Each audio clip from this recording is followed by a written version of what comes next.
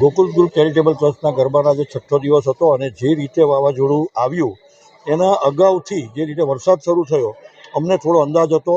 એ સુરક્ષાના ધ્યાન રૂપે અમે જેટલા પણ ખેલૈયાઓ અંદર હતા ડોમની અંદર મેદાનની અંદર એને પહેલાં સુરક્ષિત બહાર કાઢવાનો પ્રયત્ન કરીને તમામને મંદિરના પ્રટાંગણમાં જે આવેલ શહેર છે એની અંદર સેફ કર્યા.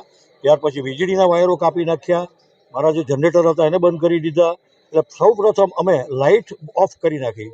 ત્યાર પછી વીજળીનો એક કડાકો થયો અને સૌથી મોટી વીજળી અમારા મોબાઈલ ટાવર પર પડી.